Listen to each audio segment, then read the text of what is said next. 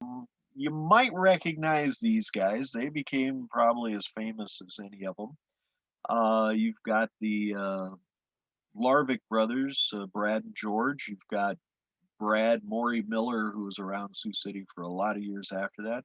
And that guy out front was some guy named Tommy Bolin. You know, they said he'd become big, and boy, he did, didn't he? So that's Patch of Blue, and that picture is from 1967. These are the Valares that just played the Volare Lounge in Des Moines and decided, you know, that went really good. We should do this, and they have stuck around and continued to play. They've of course had changes in their lineup and things like that, but you know, these are folks that went on into doing maybe not big time rock and roll, but definitely they were on the circuit. And this group, who I don't actually have a name for right at the moment. Um, Sioux City Journal was blocking me. I don't know why, but so. And this is just a look at the 1960s, just an ad in the paper on the same page that we got all of our ads for the movies. And just kind of take a look here. You've got the Paddock, you've got the Penthouse, you've got the, you know, Danny's. We've got a number of places all over Sioux City, and they're all featuring great food and something a little extra. Like, gee, I don't know, Gary Lewis and the Playboys, you know, the Vogues. We got a lot of people. They're even saying, you know, we've also had people. The Rubber Band has opened for all these guys. You know, these are people that went out and did things. Now here we're moving into the early '70s, late '60s, early '70s. We had the Roaring Twenties in the Martin Apartment Building. We had the Jockey Club. You know, again, the Paddock continued for many years to continue. And of course, the Paddock over in South Sioux, not far from where I'm speaking. You know, I still think the fact that we lost that business is probably, you know, we can point to that and say, you know, South Sioux just isn't what it used to be. We might be 3 times the size we were, but my gosh. And you had, you know, the food, the dining, and the musical events multiple times a week. And right up the road from them was the Flamingo, who very much the same way. There's a couple shots inside. I have to tell you, finding inside shots of these places is very difficult. So um, I want to thank, before I'll do it again at the end, but I want to thank the Sioux City Public Museum for all of their help in trying to find some of these. You know, here's just a group that was playing there and noting, remember, we're open Sundays, we got breakfast, but we have these fine people appearing, you know, all week. It was something we had, but the point was they all had places to play, and I'm just going to throw out a few names here: the Skylon, the Turin Inn, the Tom Tom, Shore Acres, and we're going to hit a few others as I go through this. And of course, I mentioned the Paddock, and I mentioned Flamingo Inn, and just out of curiosity, on any of these, were you ever at the Skylon? The Skylon continued and came back later in life, uh, but we're going to talk about where these places were, some of the people that saw them, that you'd see at them. Just out of curiosity, are any of these names you know? Anybody unmute themselves and say, yes, I was at the Turn In and saw so and so, or went to the Skylon? Anybody? Shore Acres had become the Sioux City Theater, Yep. community theater, by the time I'm sure a lot of us were involved with that, and it still is. Yeah, still is. Still Now, is. did And go ahead. Um, and the Shore Acres, you know, had transmuted from the Commercial Men's Boat Club, which had had a fire. I've seen some pictures of it in the 1910s and 11s, and it was absolutely incredible.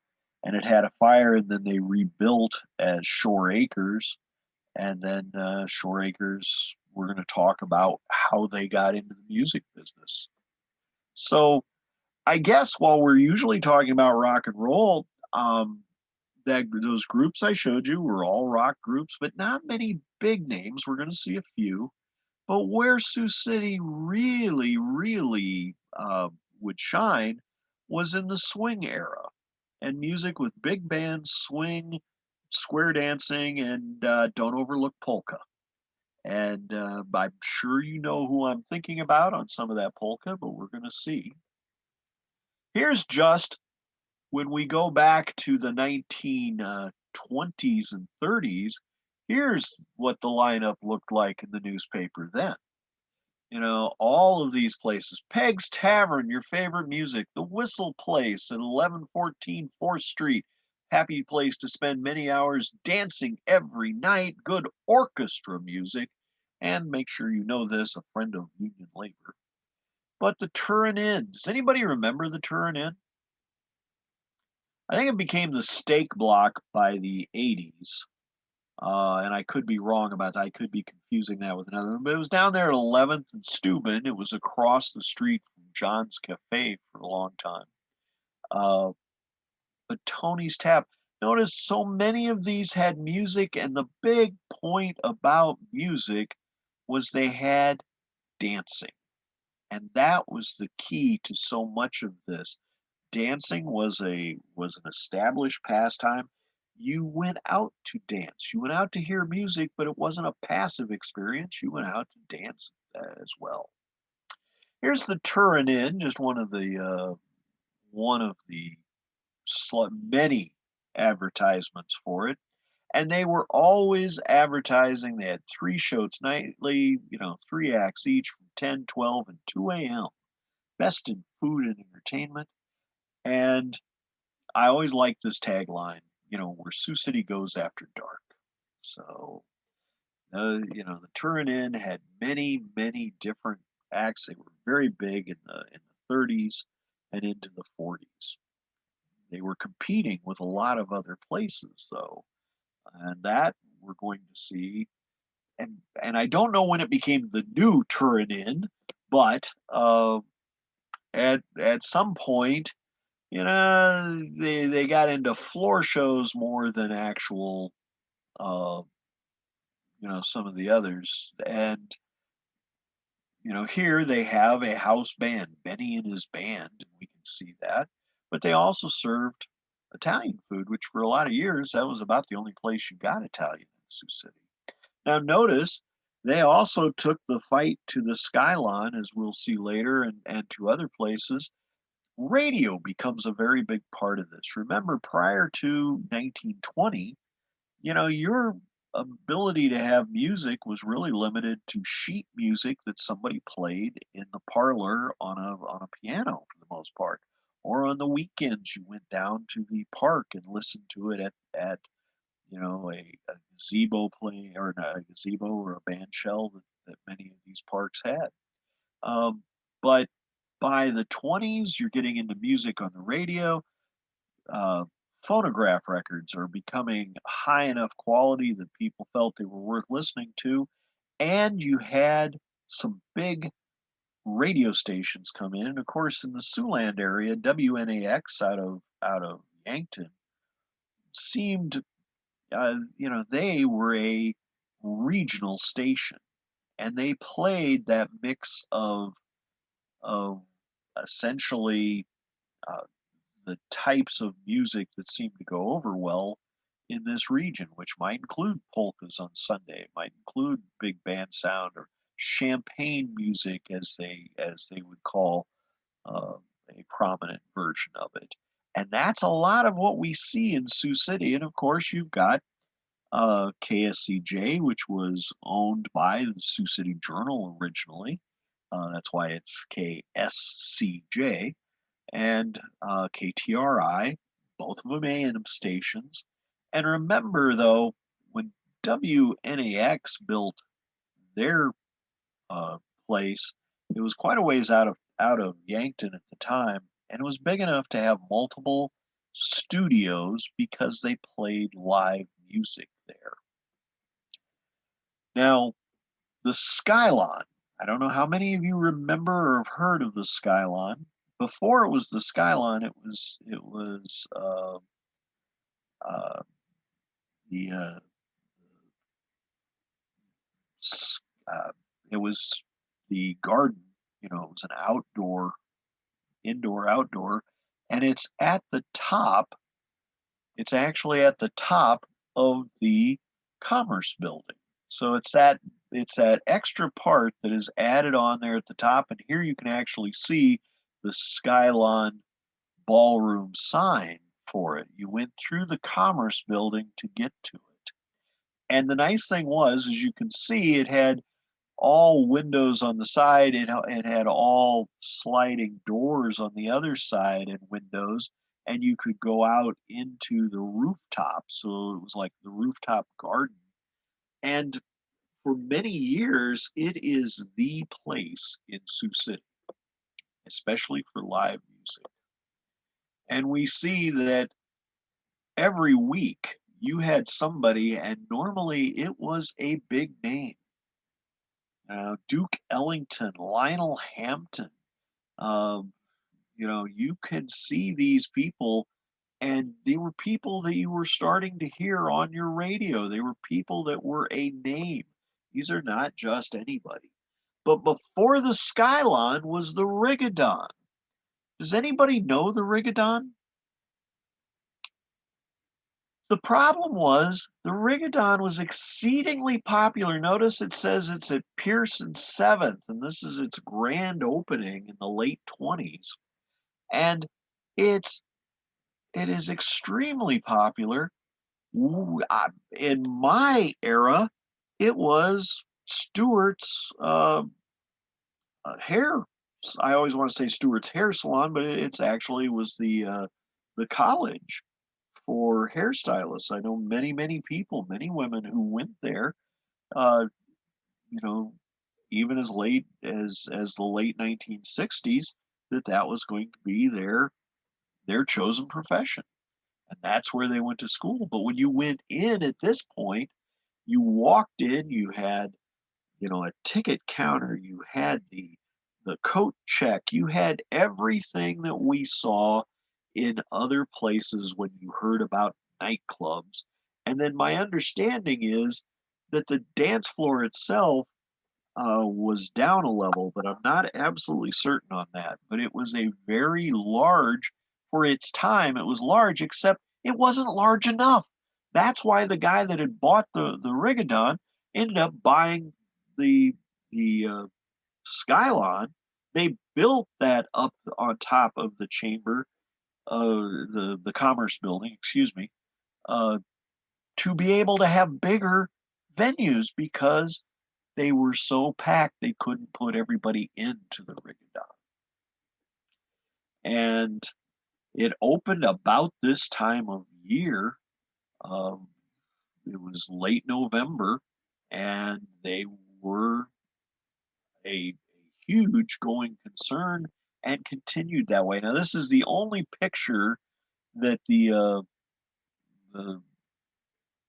museum was able to find for me, and this was long after its heyday. It almost looks like it has possibly become a roller rink, but you can see how large that floor is and how big it is. And their problem was they really liked it, but they couldn't expand because they had the Francis building on one side, they had the alley and all the easements in the back. They couldn't get around that. So that's why they ended up expanding out. But it was the first place that put Sioux City on the map for being on the circuit for all of those big names I was showing you, and most of them played there as well. Now, the interesting thing was that it was going so well, and the boat club slash the people who had owned it were not doing well. They kept getting in arrears on their taxes, and the guy who was behind all of these ventures, uh, who we'll meet a little later, picked up Shore Acres.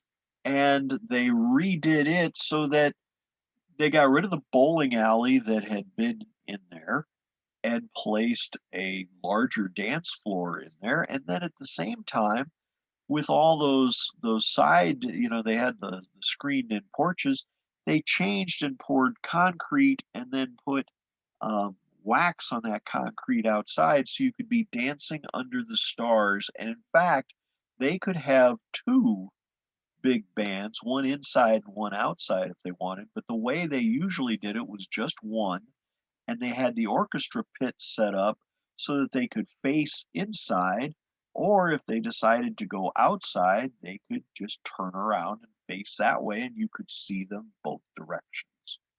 Kind of cool.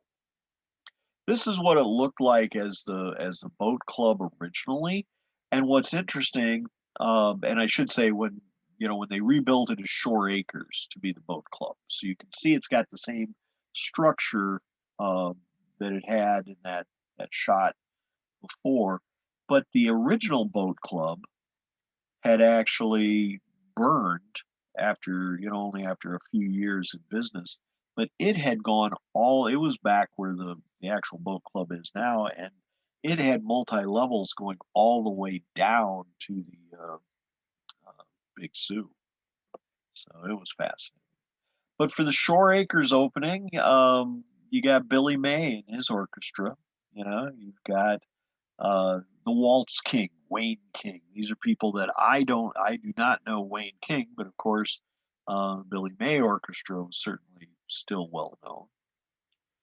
But as time went on, they just kept improving and kept moving up with other types of shows. And in fact, one of the largest shows that would ever play in Sioux City would be in 1963, and it'd be a group called the Beach Boys. Um, and it was huge. Now that $1 admission probably torqued off a number of people. That's way too much money, but by gosh, they went ahead and did it anyway, and it was a huge turnout. And people say that at that time, that was the largest turnout. The only person who ever would threaten that turnout in these eras was some guy named Lawrence Welk. Now, as you could see during the 50s, late 50s, they were starting to dial in the concept of rock and roll. And of course, Bobby Darin, who really had a foot in both sides, he would do pop rock and make a lot of hits. But of course, Bobby Darin always wanted to be Frank Sinatra. So it worked very well, and he had Splish Splash and other big hits. But um, Lawrence Welk owned Sioux City, and you kind of have to realize that. But before I get to Lawrence Welk, I'm just going to see something here. There was another group that had been slated for Shore Acres. Um, they were supposed to play Shore Acres Ballroom when, of course, Buddy Holly, the Big Bopper, and Richie Valens all died in a plane crash. So, uh, definitely, you know, a you know, we were still pulling big people, is my point. But rock and roll would change over the next 5 years. You didn't get people on dance floors as much. But Sioux City was known for dancing. You had these big ballrooms, you had these places.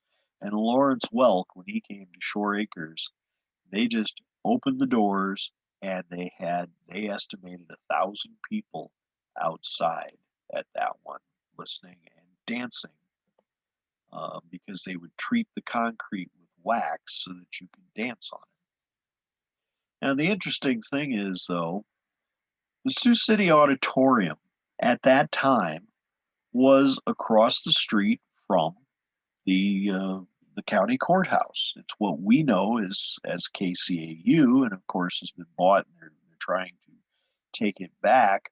But when it was the Sioux City Auditorium, it had a large stage and a beautiful dance floor. or the floor could be set up with chairs so that you could watch shows. But they remodeled it. You know, the Tom Archer had been so successful at all this. The problem with Shore Acres was it had no heat. They did not ever, as a boat club, they never intended it to be anything that would have a purpose in the late fall and through the winter. So he needed someplace else, and his groups, as we saw, he'd outgrown uh, he'd outgrown the Rigodon and was outgrowing the Skylon. He wanted something else. He had Shore Acres, but what do you do in the winter? And he bought the auditorium, remodeled it, and opened it for the winter months. And this is a picture of the stage inside after they had remodeled it. The only other picture I have is a shot from the stage where they had all the cars, the earliest cars that were being built over and sold over at the Benson building next door, because all these four-story buildings originally uh, had started out the school administration building, um, and things like that. They had all started out with these big thick floors because they were automobile sales places. So it was right next door. But here we can see the concept of what this place would look like with a big band, and it had a stage big enough for a big band. That was the whole problem with the Rigodon, was as these bands were getting bigger and a Lionel Hampton or a Count Basie would show up, they had too many people to fit on the stage at the Rigodon. Just a few slides showing people and places every week. And look at it, early dancing, great name for dancing, famous piano music, etc. The whole concept was it was interactive, it was dancing, and it was something to go out and do. Everybody got into the act. The West Hotel, which had never been set up to be that, they changed one of their uh, main floor ballrooms into a nightclub. 3 floor shows, again, 10, 12, 1:30 a.m. Dancing from 7 p.m., continuous music, and just so many others, and all around the region. 1.5 miles north of Leeds is the Amusement Palace. I'd never even heard of that one. The Circle Roof, 1 mile south of Sergeant Bluff on the highway, then 3 miles east. Not on the highway, obviously. And the Alpine Hall. All of these places everywhere that were doing big things and dances. Always more fun and a better time. Flame Room at 503 Nebraska Street. Club Debonair in Lamar's. Lakeshore Inn in McCook. My gosh, look at all these. You could really do some things in Sioux City. In the 100 Club, west on Highway 77. So maybe Sioux City's nightclub, but it's west on Highway 77, so might not be uh, Sioux City by that point. Just thinking. But there was something else, which was the bandshell. And in the summers, they tried to come up with this concept that they would have this huge event where people would turn out in the summer to see 11 or 12 or 15 acts at what they called Sioux City Summer Circus. And it would all take place in Grandview Park. The musical groups would play at the bandshell, but there would be other performances on the surrounding hillside and would accommodate many, many spectators. Does this sound familiar? They kind of came back to that a lot of years later, didn't they? But the summer circus was a big deal and they promoted the heck out of that concept. Had nothing to do with a circus per se. It was all musical groups, vaudeville groups, review groups, just a number of performing acts all through a 3-day weekend. So now, of course, another thing that was very, very popular in Sioux City, and from the time the Sioux City Municipal Auditorium was built, became a standard that came back year after year, that was the Grand Ole Opry. And they would perform in Sioux City and draw huge crowds. And remember, this isn't about dancing all of a sudden, is it? We're starting to move into that concept of other types of passive entertainment. You might be laughing and you might be enjoying the music, but you weren't dancing. But remember, uh, there were places that you could go to, Western swing, you could do um, waltzes, you could do the square dances. All of those remained very, very popular in Sioux City. But by the end, and we want to talk about what started to make it the end, the Skyline Popular Ballroom was made into a warehouse. You know, we see it will be taken down. It'll be used that way. It actually comes back briefly in the 60s, but for the most part, its big days are over. And the Rigodon had closed long before that. The Tomba would be sold in the early 50s to KVTV, which later became KCAU. Shore Acres hung on until the early 60s, but for the most part, most of these places were fading away, and a lot of that was due to two things. After the war, the huge crowds that they had gotten used to because they had the air base here and all the soldiers and all the airmen were gone, and those crowds decreased. Um, and as rock and roll came in, it was a different crowd and a different group. And while dancing would still remain a part of that group, by the mid 60s, most of that was going away as well.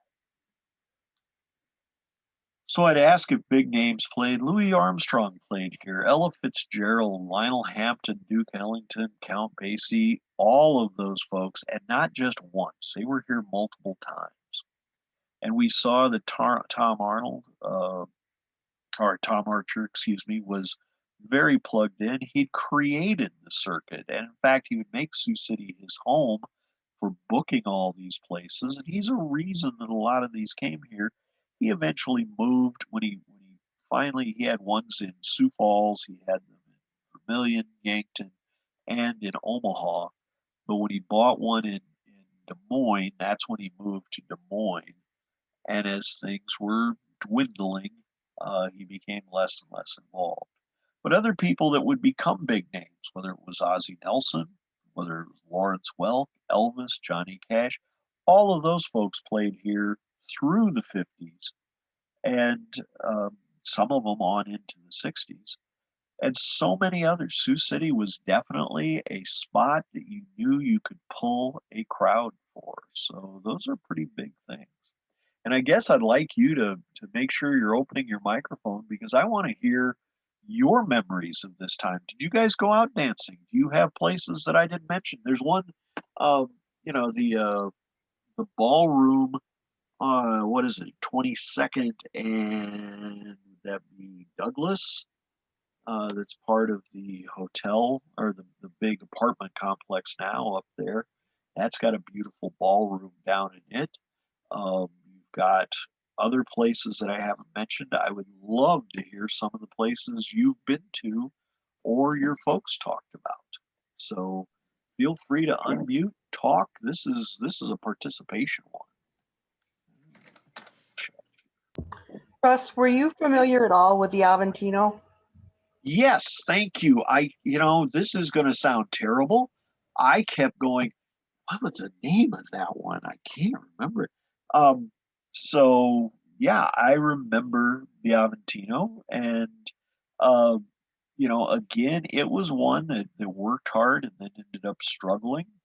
Um, so, what are your memories of it? What? Well, the reason I bring it up is that when I was in college in the 70s, several of my fellow music students or music friends played in the Mike Day Orchestra Oh wow, that very played every weekend at the Aventino. yeah, yeah. So go ahead and share with them where that was at. I'm sure That most was people. the top, what is now the Warrior Hotel. Yeah, exactly. And I Yeah, don't know whatever happened to in the construction if they've turned it in to something else. But I mean, that was a big draw. yeah, it was. Um, and see, I was having a terrible time because when I first started writing this one up, I had that name on the top of my mind, and I'll be darned, it kept floating in and out where I couldn't remember it to pull some others. And I'd had a couple of ads for it, and they didn't quite fit in for where I was going with it. But that's absolutely perfect, and I appreciate it. And I have some memories of what it looked like. I know I was in there, um, but at that point, that was all passing by. And of course, by that point, and this will sound odd, um, they were starting to move over to some, you were getting a lot of square dancing in Sioux City and a lot of ballroom dancing in Sioux City, um, but not as part of a structured place where you also went and had a meal or had drinks. So the entire concept and the structure of how you what you were selling was changing. And of course, where was one of those places where you had the ballroom dancing and the square dancing every week in Sioux City by the late 70s and early 80s? It was called the Senior Center, wasn't it? That kind of dates things as well. So Say, Russ, this is Ed. yes, This is Ed. yeah, Um, when Cindy and I first came to Sioux City in the late 70s, every year the firemen and policemen's ball would be held at the auditorium, the Sioux yeah. City Auditorium.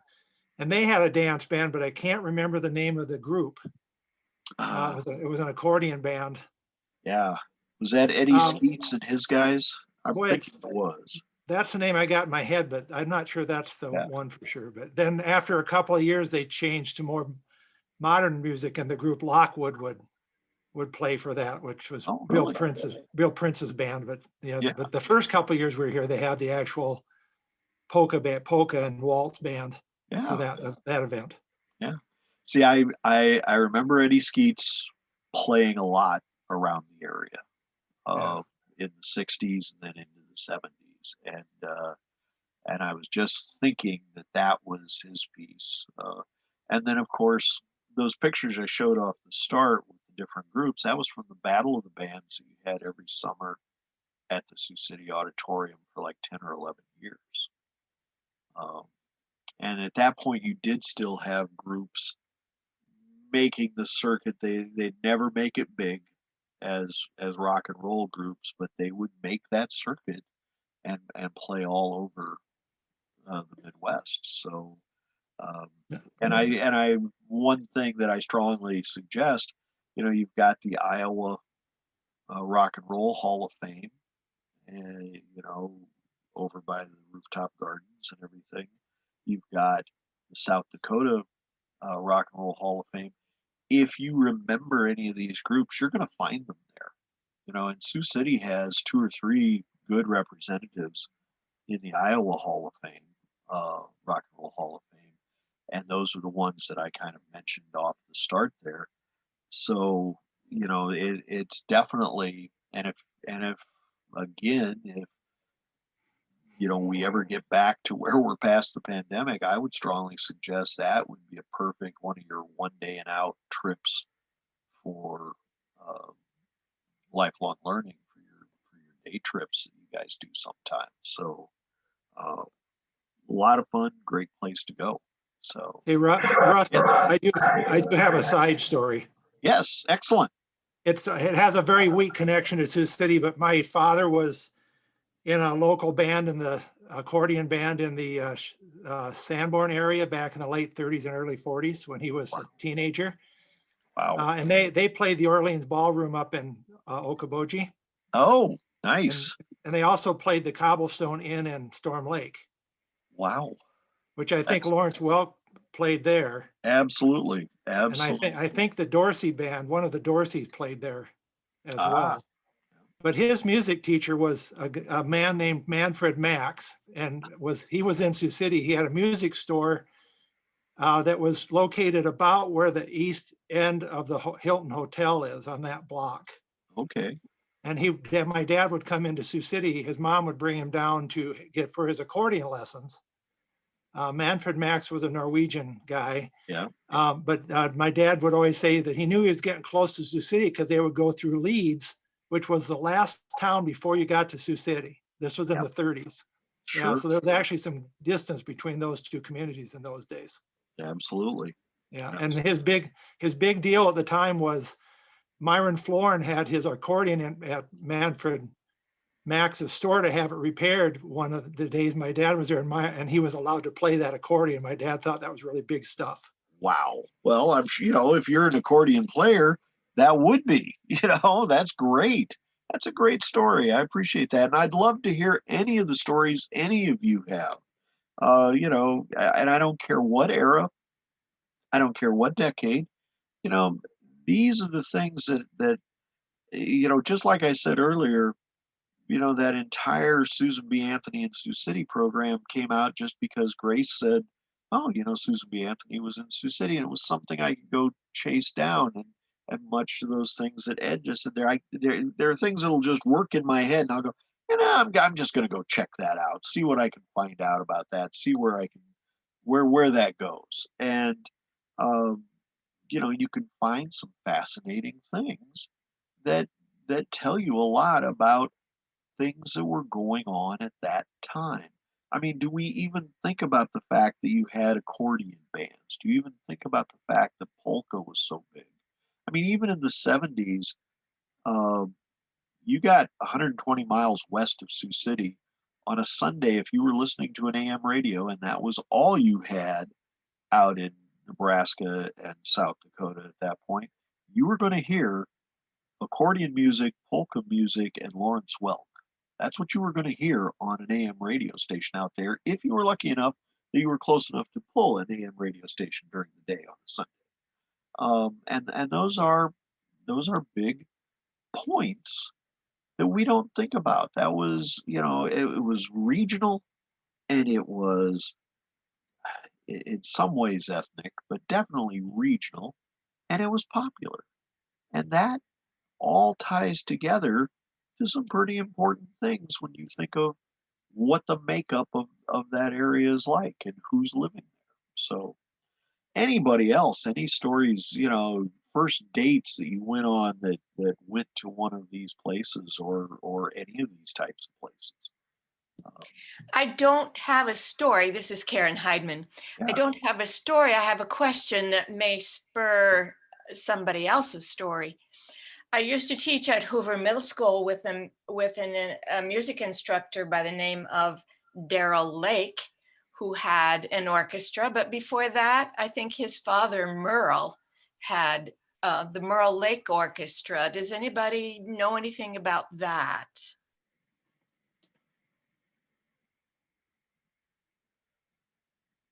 I don't, but I will be checking. Oh, I can do that. I hadn't Well, thought no, about it for a long time until this evening. yeah, but I will be checking just so that I have it in my reference areas, so that I know about it. I mean, I love the stories that are out there. And normally, I mean, every small town when I was growing up, you had the summer sock hops, you had the street dances. I should say the fall sock hops and the summer street dances, things like that. So dancing was still something you did. That was something you went out to do. And today, that's definitely not that way, at least not, in an aspect that I can see. Um, and of course, television tried to follow that. The American Bandstand made such a hit. Every small town, or every medium-sized town that had a city, that had a TV station in the early 50s, and 60s, you saw them try to do, they were using records from the radio station, but you saw them try to do dances on TV and things like that. And, so there you get another little piece of history where you see some people that later on would become somebody you knew, but they might have been a regular on that show because they showed up there every Saturday, for that. So, Russ, this is Gail Haight. And in yes. reference to Daryl Lake, him and his wife Joyce live in Morningside. They belong to Grace Methodist, where I do. So I know they are still in the area. So he would be someone that you could contact for some more information. And see, that's another thing that's so important, is to get some of these stories down, while the principals are still there to tell them. And of course, being out here in this region, we don't talk about it. We don't, you don't brag, you don't uh, toot your own horn, and thus those stories end up never hitting the light of day. A lot of some of the stories that I read for the Tamba and for the Rigadorn, I had never heard and knew nothing about the Rigadon.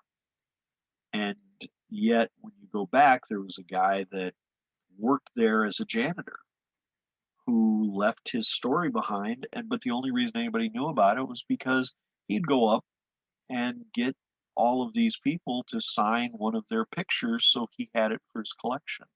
So the only reason anybody knew about it was because he had this large collection of autographed pictures. And when they'd say, "Well, how did you get these?" Suddenly he'd say, "Well, I met them.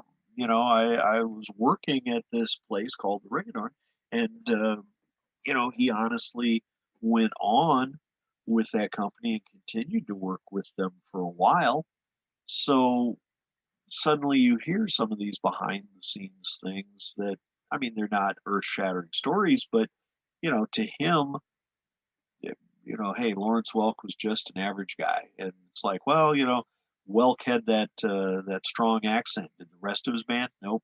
Nobody else in the band had that accent. He's the only one. It's like, oh, okay. Um, Lionel Hampton was a wonderful guy and would talk to you, so and so would not talk to you. Ella Fitzgerald was great, etc. You go, wow, you're hearing them as real people, not as performers, and how they interacted with other people or what they might have done while they were in Sioux City. All of those things, how they traveled around. Lawrence Welk had come up with a trick, and it was partially built in Sioux City. He came up with the idea because trains, the big bands, in the East rode the trains. But Lawrence Welk was like, the trains don't go to the little towns necessarily. We hit some of them, but we hit more of them that don't have train stations too. So, and trains cost money. So what he came up with was the concept of, they redid a couple of trailers, and the front half of the typical 55-foot truck trailer, the front half is where they put all the orchestra and all the musical instruments and everything they needed with them. And then they built bunk beds into the side of the trailers so that they had a place to sleep at night, uh, for these trips. And they had a couple of those. And it worked very well. And the Sioux City connection was that Stephan Auto Body at that time down on West 7th, I think, was instrumental in helping him design this and make it work. So, hey, that was a story I'd never heard about these guys. I thought that was fascinating.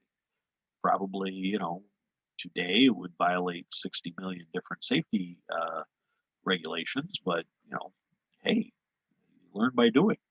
So, and nobody had any complaints about it. Of course, it was a way for them to hang on to the money they did make too.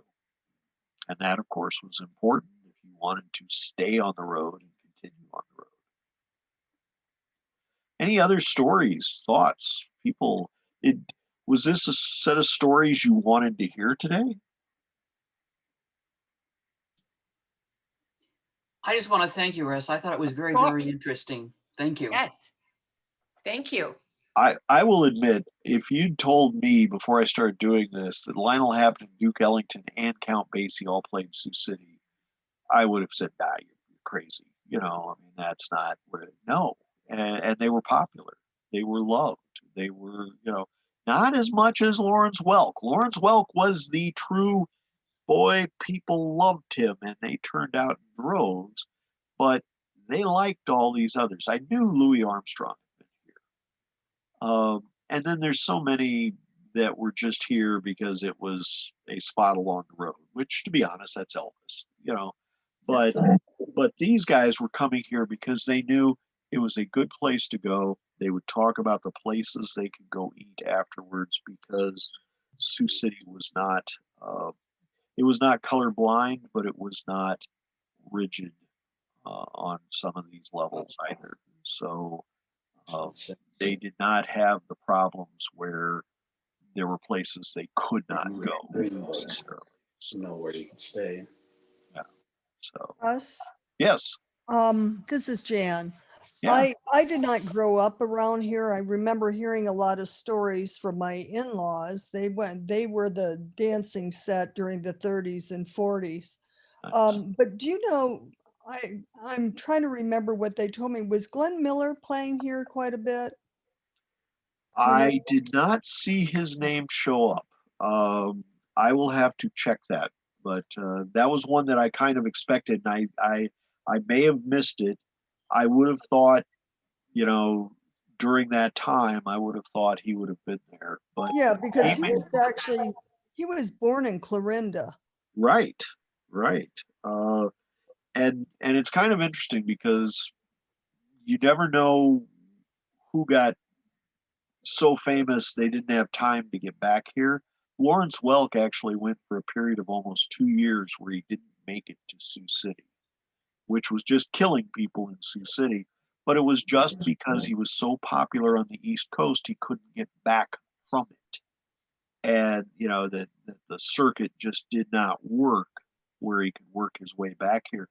And I'm curious now that you mention it with Glenn Miller because it would be a natural for him to be here. And it is odd because I did not see that pop up. But Yeah, and of course I wasn't around here, but I do remember part of my childhood. Every week, my parents watched the Lawrence Welk show, absolutely. and we had polka music, and my father loved the accordion. Yep, there you go. You know, and you get into the small towns and that stuck around. You know, that really stuck around even into the 70s. And in fact, I used to work with a woman who would play the accordion at different places, you know, professionally, still into the 2000s. You know, she could still, there would be places that they would want her to show up at different uh, items, and she played once a week or so throughout all that.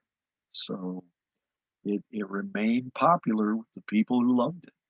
So, you know, but mostly in the smaller towns. Anyone else that you know, I've greatly enjoyed doing these. I always call this series the cool down lap, you know, for all the heavy lifting I make you go through with the others. And also because this is where I want to hear your stories. I want to hear what you're thinking about, um, you know, and thus I try to make them a lot looser where you can fill in any gaps here. Who knew about the Rigadorn already? I had no idea that that Stewart's building had another life of that type. I mean, that's just, it was so counter to what I knew of it, you know, and they just not all that long ago tore it down, and I'm like, wow, I never even heard anything about it then. So, and I had never seen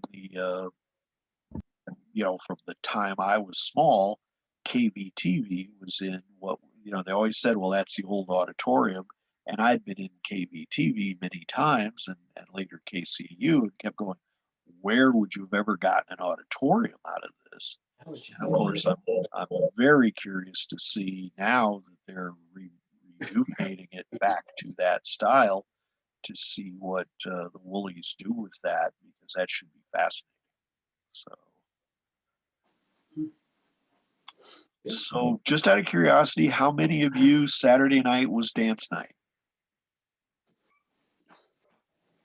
Well, it, it was for, this is Ed again, and it was for me, but it was at the community building in Sheldon, and they were rock bands during, they were kind of thing. So Sure. the guy that, the city manager or somebody like that, no, the guy that ran the radio station in Spencer or in Sheldon was good friends with the gentleman that booked acts for the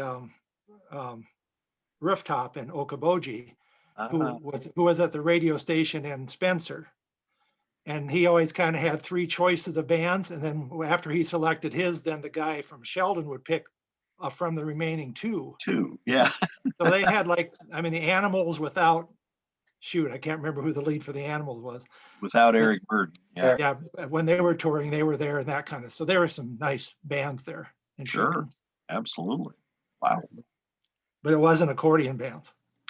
Well, and those guys, some of those that I showed you at the top, those rock guys, they would end up opening for all of those, for Gary Lewis and the Playboys, for the Hermits, for the Animals, for all of these different groups.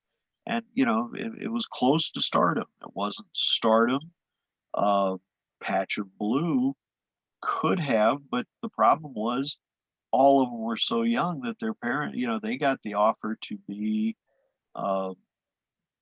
basically the backup band for the Monkees, because of course the Monkees didn't necessarily really play and they wanted a band. They said, well, we put these guys in, and they offered it to Patch of Blue. The kids, of course, were all excited about it, and all the parents were like, no, this is a pastime. You're not going to go out on the road at 12 years old, or 14. So Pretty young time on that one. And then, at the same time, of course, the other thing that was the end for many of those rock groups was Vietnam. Sometime between 68 and 70, many of those guys got to that age where they were 19, and that was the prime age to be drafted. So, the groups ended up breaking up. By the time they got back, so-and-so was married, these two had left town, blah, blah, blah. So, and that's actually what happened with Patch of Blue and I think the Valaris, I'm not sure, but that's part of many a rock group story for the late 60s here. There was another band, Russ, that played the area called the Rumbles. I don't know if you remember. Oh yeah, absolutely. I'm not sure where they were based out of. And then of course there were the Babies that were all around the Midwest that played here a great deal. And those two groups were the ones that everybody hated come the Battle of the Bands, because they were so experienced that it would make it tough for the locals to actually have much chance. So, if they showed up, it was like, oh, there goes the chances now. Wow. But, it's an interesting thing to think about that this time has passed. I don't know how many of you, of course, right now we don't have it, but you're still out in Waterbury up until the pandemic. You would still have Saturday night dances at the auditorium that used to be the school auditorium for Waterbury. And of course, the school there has been closed longer than, very, very few of us remember it as a school. It was that was happening in that 60s as the small towns were dying off. But they turned around and rejuvenated the gym, and those folks that were used to going dancing in the 60s to rock and roll groups could still come there and dance to either rock and roll groups or rock and roll groups on record, at least. So that's Storm and Norman's out in Waterbury. There's still that piece of it out there, but it was such a prevalent time that we forget it, and we forget about it now. Russ, this is Yeah. Carrie. And you Yeah. were talking about Storm and Norman's. Yeah. Once Norman passed away, his wife still has kept that going. Yep. Except she would only have dances, I believe, one Saturday a month.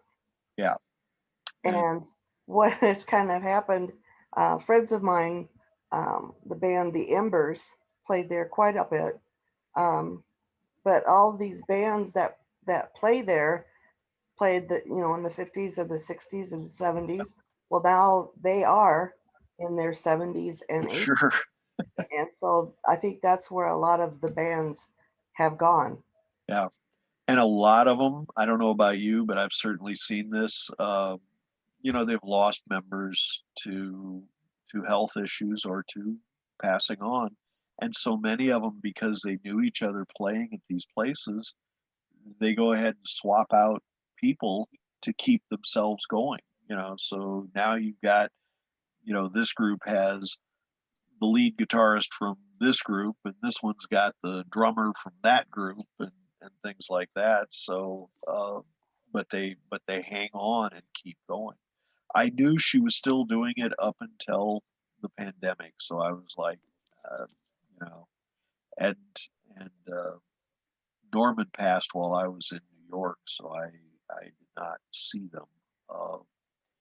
But to me, it's a fascinating piece of history and remembering what things were like, back in the 60s, really. It's a very small dance floor comparatively, but it's perfect. So, and I highly recommend it as soon as we get past all this and they start doing it again. That's another place that we should just go to, but we should actually go to it as a party, so it would be a good time. So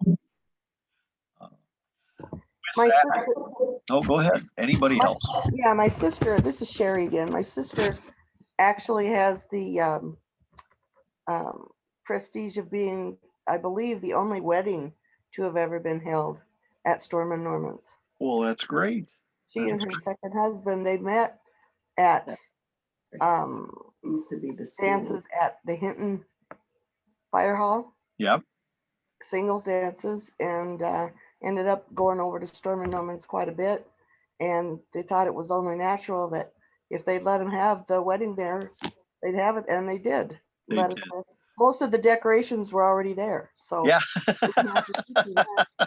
But I don't remember the pastor's name that married them. However, he was from Nebraska and in a rock and roll group and is part of the Nebraska Rock and Roll Hall of Fame. There we go. Okay. That's great. That's a great story. Anyone else? Seriously, I love hearing these stories. I love knowing, because my point of history is always that we teach it as history, but it's really life stories. And I think it's so important and so nice that I have access to all of you to hear some of these things and to spark me into looking into other things and to make me think about a different viewpoint sometimes too. And I appreciate that greatly.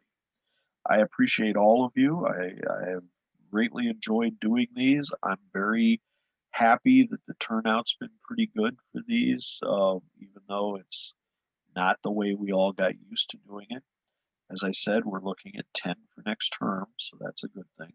And if you have any thoughts, get them tomorrow. You can send them to me at rgifford@russgifford.net. If you want to look back through any of the classes, some of them have audio, most of them do not, but I've got a lot of them on my website at www.russgifford.net. So feel free. There's no, there's no preconditions. You just go in, click on one. You can look through the slides, and of course, most of my slides I'm verbose, so that's so that you can go through and read it as a story, even if I haven't put the audio on it. So again, I've greatly appreciated all of you, and I certainly hope to see you next term. Would love to hear from any of you if you were, so disposed to send me an email or just get it through Mara. Thank you so much, everyone. Thank you, Russ. Thank you, Russ. Yeah, thank you very much, Russ. Oh, Thank thanks, you. guys. Thanks, Okay. Russ. Thanks, Russ. It's always great. Thank you. Well, have a great night and take care of yourselves. Don't overdo it shoveling, and drive safely tomorrow. Okay. So glad we could do this without having to risk anybody coming out.